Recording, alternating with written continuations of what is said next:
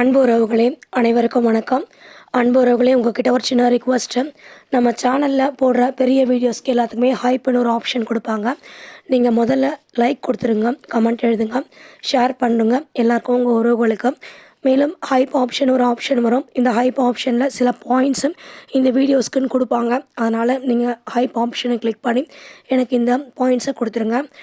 ஏன்னா எனக்கு இந்த வீடியோஸு நல்லா நல்லா வியூஸ் போகும்போது எல்லாருக்குமே இந்த வீடியோஸு சஜஸ்ட் ஆகும். அன்பு உறவுகளே, எனக்கு நிறையா ஒரு ஹவுஸ் ஒய்ஃபாக இருக்கும்போது யூடியூப் ஒர்க்கு ப்ளஸ் நம்ம வீட்டில் இருக்க ஹவுஸ் ஒய்ஃப்ஸ் ஒர்க்கும் இது கூடவே குழந்தைக்கு இடையில உடம்பு முடியல மற்ற வேலைங்க இருக்கும்போது நமக்கும் சில நேரம் ரொம்ப டிப்ரெஷனில் போய்ட்றோம். நமக்கும் சில நேரம் எனக்கும் ரொம்ப உடம்பு முடியாமல் ஆகிடுது. அந்த மாதிரி ஆகும்போது நமக்கு என்ன வேலை செய்கிறதுனே ஒன்றுமே புரிய மாட்டேங்குது. நம்ம என்ன தான் பண்ணிகிட்ருக்கோம், நம்ம பண்ணுறது ஏதாவது நம்மளுக்கு ஃப்யூச்சரில் ஒரு பிரயோஜனமாக இருக்குமா அப்படின்னு கூட ஒரு சந்தேகமாக இருக்கா. யூடியூப்பு நான் ஒரு 6 வருஷமாக நான் பண்ணிகிட்ருக்கேன். டே அண்ட் நைட்டு ஒர்க் பண்ணுறேன். எல்லோரும் நிறைய சொல்கிறாங்க, இதுலேருந்து உனக்கு ஒரு பைசா வரப்போகிறதில்ல, எதுக்கு இவ்வளோ உழைப்பை கொட்டிகிட்ருக்கேன்னு. ஆனாலும் நான் எடுக்கிற இந்த முயற்சி கண்டிப்பாக எனக்கு வெற்றியை கொடுக்குதோ அல்லது நான் தோல்வி தான் சந்திக்க போகிறேனோன்னு எனக்கு தெரியாது. ஆனால் நான் 100% நான் சின்சியராக ஒர்க் பண்ணுறேன் யூடியூப்காக. அதனால் எனக்கு இது வரைக்கும் எந்த ஒரு ஏர்னிங்ஸும் யூடியூப்லேருந்து வந்ததே இல்லை இது வரைக்கும். அது மட்டும் இல்லை, இதை யூடியூப் வந்து யாருமே இது வரைக்கும் எனக்கு தெரிஞ்சவங்க யாருமே செஞ்சதும் கிடையாது. நான் இது வரைக்கும் யூடியூப் வந்து வீடியோஸ் பார்த்துருக்கேனே தவிர என் பக்கத்தில் இருக்கிறவங்க எனக்கு தெரிஞ்சவங்க யாருமே வந்து இதை பண்ணி நல்லா ஏர்ன் பண்ணுற மாதிரி நான் பார்த்ததில்ல. ஆனால் இதை நான் எப்படி எனக்கு சொல்ல தெரியல. ஆனால் இந்த வேலையை நான் ஏதோ ஒரு சூழ்நிலையில் கற்றுக்க வேண்டியதாகிடுச்சு. சரி, நம்ம செய்கிற வேலையை நம்ம செய்வோம் அப்படின்னு நினச்சி தான் செஞ்சிட்ருக்கிறேன். இருந்தாலும் எனக்கு எடிட்டிங் பண்ண நேரம் இல்லை, வீடியோ எடுக்க நேரம் இல்லை, குழந்தைக்கு அடிக்கடி உடம்பு முடியாமல் போயிடுது. அப்படின்றதுனால நிறைய வீடியோஸும் என்னால் டைமுக்கு வந்து எடிட்டிங் பண்ணி அப்லோட் பண்ண முடியல. இன்றைக்கி கத்திரிக்காய் போட்டு சாம்பார் வச்சேன். உருளைக்கிழங்கு வறுவல், வெங்காயம் இல்லை, அதனால் போய் வாங்கிட்டு வந்து தான் இனிமேல்ட்டு உருளைக்கிழங்கு பொரியல் பண்ணணும். கத்திரிக்காய் சாம்பார் மட்டும் வச்சுட்டேன், சாதம் வடிச்சிட்டேன். அன்பு உறவுகளே, ஒரு விஷயம் மட்டும் நான் உங்களுக்கு ஷேர் பண்ணிக்கணும்னு ஆசைப்பட்றவங்க எல்லார் கூடவும். எப்போவுமே வந்து நம்மளை புரிஞ்சுக்கிட்டவங்க நமக்கு எந்த பிரச்சனையுமே நமக்கு கொடுக்க மாட்டாங்க. எந்த பிரச்சனையுமே நம்மளை பற்றி அடுத்தவங்கக்கிட்ட குறை சொல்ல மாட்டாங்க. ஆனால் நம்ம மேலே பொறாமப்படுறவங்க, நம்ம நல்லா இருக்கக்கூடாதுன்னு நினைக்கிறவங்க, நம்ம அவங்களுக்கு நல்லதே பண்ணால் கூட நம்ம மேலே குறை சொல்லிகிட்டே தான் இருப்பாங்க, பிரச்சனை பண்ணிகிட்டே தான் இருப்பாங்க. அது எனக்கு அப்போ புரியல, இப்போ தான் புரியுது. நம்ம எவ்வளோ நல்லது பண்ணாலுமே நம்மக்கிட்ட பிரச்சனைக்குன்னு வரவங்க, நம்ம மேலே பொறாமப்படுறவங்க, நம்ம நல்லா இருக்கக்கூடாதுன்னு நினைக்கிறவங்க குறை சொல்லிகிட்டே தான் இருக்க போகிறாங்க.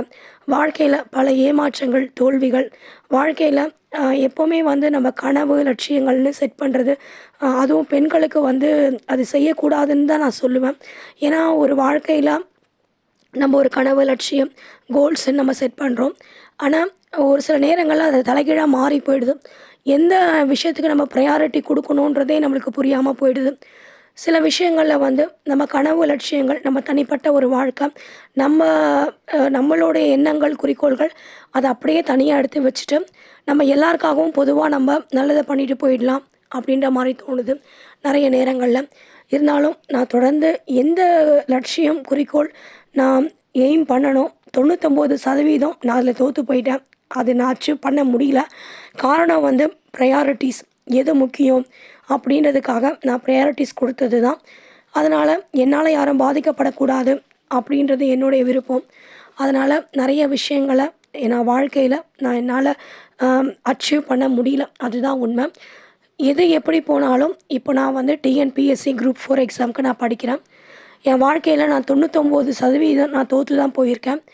1% நல்லா இருக்கேன் அப்படின்னா நான் என் முயற்சியை கைவிடாததுனால நான் நல்லா இருக்கேன்னு சொல்லுவேன். மற்றபடி நான் எடுத்த முயற்சிகள் எல்லாத்துலேயுமே எனக்கு வெற்றி கிடச்சிதுன்னு என்றைக்கும் நான் சொல்ல மாட்டேன். எல்லாமே போராட்டம் தான், எல்லாமே கஷ்டங்கள் தான், எல்லாமே ஒரு வறுமை சூழ்நிலை தான். அதனால் எங்கள் ஆயா தாத்தா படிக்காதவங்க, குடிசை வீட்டில் வாழ்ந்தவங்க, ஒரு வேளை சாப்பாட்டுக்கு கஷ்டப்பட்டாங்க.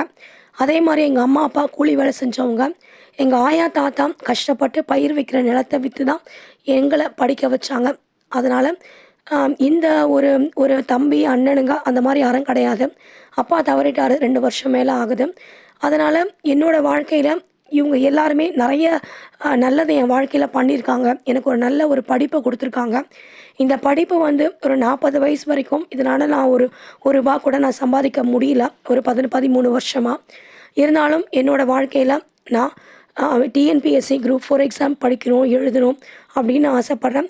இதில் கண்டிப்பாக நான் 99% நான் கண்டிப்பாக பாஸ் ஆக மாட்டேன்னு தான் நினைக்கிறேன். ஏன்னா நான் என் வாழ்க்கையில் எதுலையுமே நான் வெற்றி அடைஞ்சு நான் சந்தோஷப்பட்ட நாளே கிடையாது என் வாழ்க்கையில்.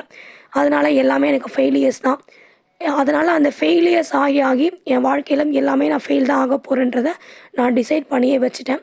ஆனால் என்னோடய முயற்சியை மட்டும் என்றைக்குமே நான் கைவிட்டதே கிடையாது. நான் ஃபெயில் ஆனாலும் பரவாயில்ல, நான் தோற்றாலும் பரவாயில்ல, அவமானப்படுத்தப்பட்டாலும் பரவாயில்ல, அசிங்கமாக என்னை யார் பேசினாலும் பரவாயில்ல, என் முயற்சியை மட்டும் என்றைக்குமே நான் கைவிடவே மாட்டேன். என்னை சுற்றி நிறைய சூழ்ச்சிகள் நடக்குது, நிறைய பொய்கள் என்னை பற்றி பேசுகிறாங்க, என்னை பற்றி நிறைய பேர் தப்பு தப்பாகவும் பேசுகிறாங்க. ஆனால் இது எல்லாத்துக்குமே கடவுள் ஒரு நாளைக்கு பதில் சொல்லுவார். நான் பொறுமையாக இருக்கேன். அது மட்டும் இல்லை, என்னை பற்றி யார் என்ன தப்பாக பேசினாலும் குறை சொன்னாலும் என் மேலே வீண் பழிய போட்டாலும் நான் உழைக்கிற உழைப்பு, என்னோடய வேலை, நான் செய்கிற என்னுடைய உண்மையான என்னுடைய உழைப்பு நிச்சயமாக ஒரு நாளைக்கு நான் நான் உண்மையாக இருக்கேன், நான் உழைக்கிறேன், நான் கஷ்டப்படுறேன், நான் போராடுறேன்றதை இந்த உலகத்துக்கு முன்னாடி நான் புரிய வைக்கன்றதை முழுசாக நான் நம்புகிறேன். என்றைக்குமே என்னுடைய வாழ்நாள் 100 வயசு வரைக்கும் நான் வாழணும்னு நினச்சது கிடையாது. என்னோடய வாழ்க்கையில் நான் ஆசைப்படுறது எல்லாமே வாழ்கிற காலம் ஒரு நாள் ஒரு செகண்ட் அடுத்த நொடி வரைக்குமே இருந்தாலும் கூட என்னோடய வாழ்க்கை இந்த உலகத்துக்கு ஒரு நல்ல ஒரு எக்ஸாம்பிளாக இருக்கணும், உதாரணமாக இருக்கணும்னு தான் ஆசைப்பட்றேன். ஏழை குழந்தைங்களுக்கு படிப்பு, டியூஷன் போயிட்டு படிக்க முடியாத குழந்தைங்களுக்கு, கவர்மெண்ட் ஸ்கூல் பசங்களுக்கு நான் படிப்பு சொல்லிக் கொடுக்குறேன் ஃப்ரீயாகவே. அவங்கக்கிட்டேருந்து நான் எந்த ஃபீஸும் நான் வாங்குறது கிடையாது. அவங்க எப்போ வந்தாலுமே அந்த குழந்தைங்களுக்கு நான் படிப்பு சொல்லிக் கொடுக்குறேன். என்ன ஒன்று, என்னால் ஒரு ரூம் எடுத்து அவங்க வாடகை கட்டி நல்ல ஒரு லைட்டு ஃபேனு ஃபெசிலிட்டிஸோட குழந்தைங்களுக்கு எல்லா வசதிகளையும் செய்து கொடுத்து படிப்பு சொல்லிக் கொடுக்குற அளவுக்கு எங்கிட்ட வசதி கிடையாது, எங்கிட்ட பணம் இல்லை. அதனால் குழந்தைங்க எப்போ வராங்களோ ஏதோ ஒரு இடத்துல உட்கார வச்சு குழந்தைங்களுக்கு அந்த படிப்பை மட்டும் சொல்லிக் கொடுக்குற என்னோட ஒரு ஆசையை லட்சியத்தை நான் நிறைவேற்றிக்கிறேன். அந்த குழந்தைங்கள ஒவ்வொருத்தரையும் கேட்கும்போது கலெக்டர் ஆவேன், நான் போலீஸ் ஆவேன், நான் ஒரு மிலிட்ரி ஆஃபீஸர் ஆவேன், வக்கீல் ஆவேன், டாக்டர் ஆவேன்னு சொல்லும்போது உண்மையிலே எனக்கு அவ்வளோ சந்தோஷமாக இருக்கேன். அந்த குழந்தைங்க நிச்சயமாக ஒரு நல்ல ஒரு எதிர்காலத்தை அவங்களுக்கு அமைச்சு கொடுக்கணுன்றது என்னோடய ஆசை. எனக்கு வழிகாட்ட யாரும் கிடையாது. எனக்கு ஒரு 12th முடிச்சிட்டியா, அதுக்கடுத்து காலேஜ் போகணும், இது படிக்கணும், இதெல்லாம் நம்ம செய்யணும், ஒரு கலெக்டர் ஆகிறதுக்கு அப்படின்றது எனக்கு தெரியாது. குடும்ப சூழ்நிலை வறுமை, ஒன்று படித்தோமா அதுக்கடுத்து நம்ம வேலைக்கு போனோமா சம்பாதிச்சோமா அந்த ஒரு வறுமையிலேருந்து நம்ம அடுத்த ஸ்டெப்பு வெளியில் வந்தால் போதும் தான் நினச்சினே தவிர நம்மளுடைய லட்சியங்களை குறிக்கோள்களை இந்த மாதிரி நம்ம செட் பண்ணணும்னு கூட எனக்கு தெரியாது என்னோடய வாழ்க்கையில். ஆனால் இப்போ நான் கொஞ்சம் கொஞ்சமாக நான் கற்றுக்கிறேன். நிறைய பேருடைய வாழ்க்கையை நான் பார்க்குறேன். நிறைய போராடி கஷ்டப்பட்டு ஒவ்வொருத்தவங்களுடைய வாழ்க்கையிலும் ஒவ்வொருத்தவங்க அச்சீவ் பண்ணுறாங்க. நான் தொடர்ந்து என்னோடய வாழ்க்கையில் இந்த டிஎன்பிஎஸ்சி குரூப் 4 எக்ஸாம், விஏஓ எக்ஸாமுக்காக நான் படிக்கிறேன். என்னோடய படிப்பு நிச்சயமாக எனக்கு ஒரு வெற்றியை கொடுக்கும்னு நம்புகிறேன். அப்படி கொடுக்கலனாலும் நான் அதை பற்றி கவலைப்படல. ஏன்னா நிறைய தோல்விகளை பார்த்த எனக்கு இந்த தோல்வி ஒன்றும் புதுசாக எனக்கு பெரிய ஒரு பாதிப்பை ஏற்படுத்த போகிறது கிடையவே கிடையாது. ஆனால் என் கூட இருக்கிறவங்கள நிச்சயமாக நான் முன்னேற்றுவேன். என்னோட சேர்ந்து ஒரு முன்னேற்றமான ஒரு சமுதாயத்தை உருவாக்கிறதுக்கு நான் பாடுபடுவேன். என்னை பற்றி எவ்வளோ பேர் குறை சொன்னாலும், என்னை பற்றி எவ்வளோ பேர் பிரச்சனைகளை எனக்கு எதிராக தூண்டினாலும் அதை பற்றி நான் என்றைக்குமே கவலைப்படாமல் எல்லாத்தையும் மீறி நான் எதிர்நீச்சல் போடுவேன். என்னோடய வாழ்க்கையில் என் கூட எனக்கு சப்போர்ட்டாக எவ்வளோ பேர் இருக்காங்கன்றது எனக்கு தெரியாது. ஆனால் என்னை சுற்றி நிறைய சூழ்ச்சிகள், எதிரிகள் நிறைய பேர் இருக்கிறாங்க. என்னை பற்றி தப்பாக சொல்கிறதுக்கு, என்னை பற்றி என் பேரில் ஒரு களங்கத்தை உருவாக்குறதுக்கு, நான் பண்ணுற விஷயங்களை தப்பாக பேசுகிறதுக்கு, என்னோடய உழைப்பை நான் உழைக்கலைன்னு சொல்கிறதுக்கு. ஆனால் நான் என்றைக்குமே என்னோடய வாழ்க்கையில் நேர்மையை தவிர, உண்மையை தவிர நான் தவறான பாதையில் நான் போனது கிடையாது. இன்றைக்கும் நான் உழைக்கிறேன், நான் கஷ்டப்படுறேன். ஒரு நாள் நல்லா இருப்பேனான்றது எனக்கு தெரியல. நல்லா இல்லைனா கூட என்னோடய உழைப்பிலேருந்து, முயற்சியிலேருந்து என்றைக்குமே நான் பின்வாங்கவே மாட்டேன். என்னோடய வாழ்க்கையில் நான் முயற்சி ஒன்றை மட்டும்தான் தொடர்ந்து நான் செய்கிறேன்.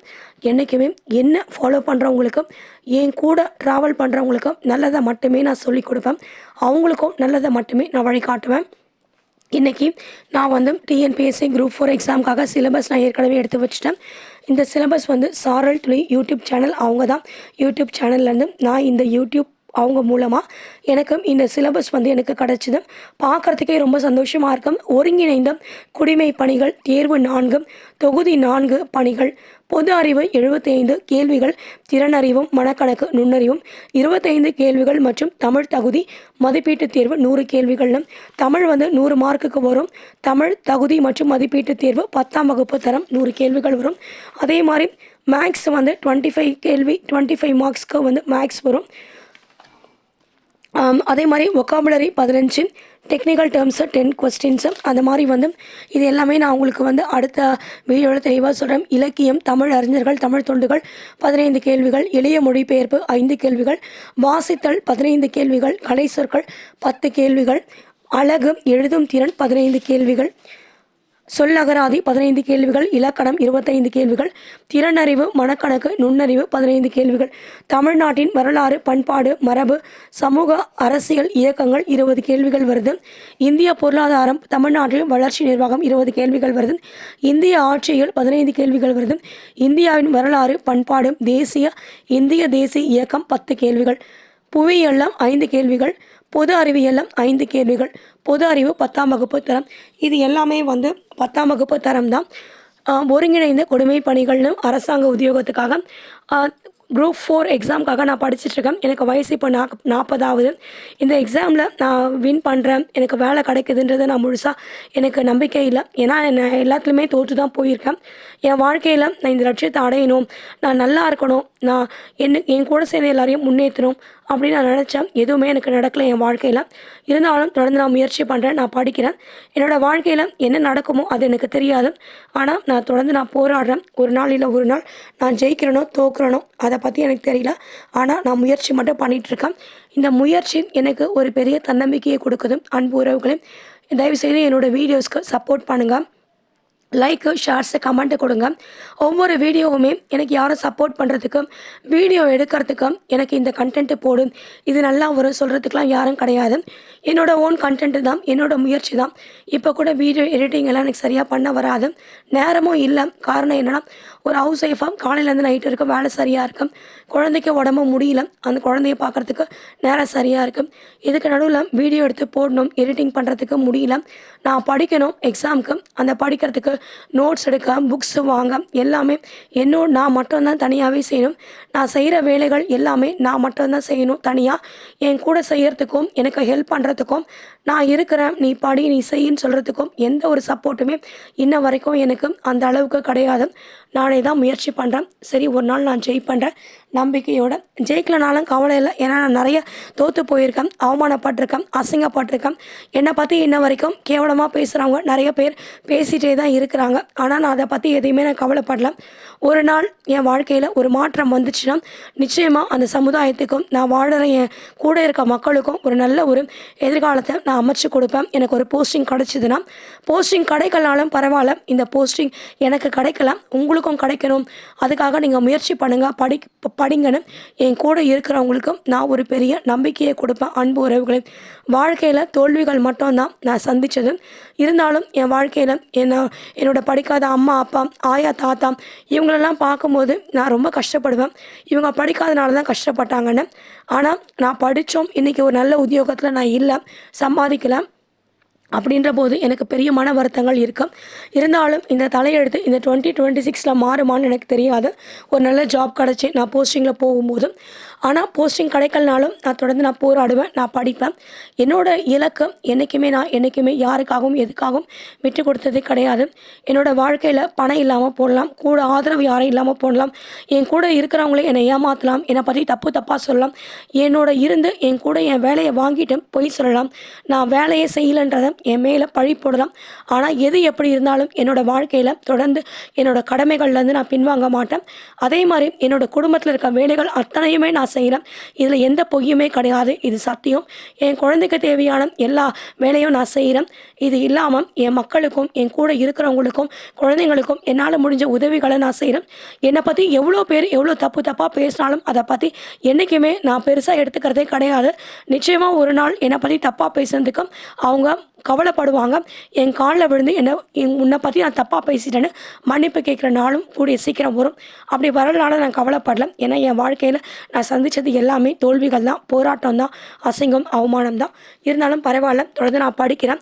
என் வாழ்க்கையில் நல்லா இல்லைனாலும் அடுத்தவங்களோட வாழ்க்கையில் ஒரு நல்ல மாற்றத்தை என்னால் ஏற்படுத்த முடியும்னு முழுசாக நான் நம்புகிறேன். இந்த யூடியூப் எடுக்கிறதுக்கு என் மேலே நிறைய கெட்ட பழிகள் வருது. நிறைய இடங்கள்ல என்னை கேவலமாக பேசுகிறாங்க. என் கூட இருக்கிறவங்களே என்னை பற்றி தப்பாக பேசுகிறாங்க. இருந்தாலும் இந்த யூடியூப்பில் நான் நல்ல விஷயங்களை நான் சொல்கிறேன். தொடர்ந்து யூடியூப்னால் எனக்கு எந்த ஒரு வருமானமும் இது வரைக்கும் எனக்கு வரலை. வருமானம் எனக்கு சந்தேகமாக தான் இருக்குது. ஆனால் எது எப்படி இருந்தாலும் என்னோடய வாழ்க்கையில் என்னோடய முயற்சியை மட்டும் என்றைக்குமே நான் கைவிட மாட்டேன். உங்கள் எல்லாருக்காகவும் நான் பிரார்த்தனை பண்ணுறேன். தொடர்ந்து போராடுங்க. வாழ்க்கையில் நிச்சயமாக உங்கள் வாழ்க்கை ஒரு நாளைக்கு நல்ல நிலைமைக்கு மாறும். அப்படியே மாறலனாலும் உங்கள் முயற்சியை மட்டும் நீங்கள் கைவிடாதீங்க. மேக்ஸு விழுக்காடு பர்சன்டேஜ் கொஞ்சம் படித்தேன். அதாவது A=P × 1+R/100 பவர் n. இந்த வீடியோவை ஸ்கிப் பண்ணாத பாருங்கள். லைக் கொடுங்க, ஹைப் கொடுங்க, கமெண்ட் எழுதுங்க.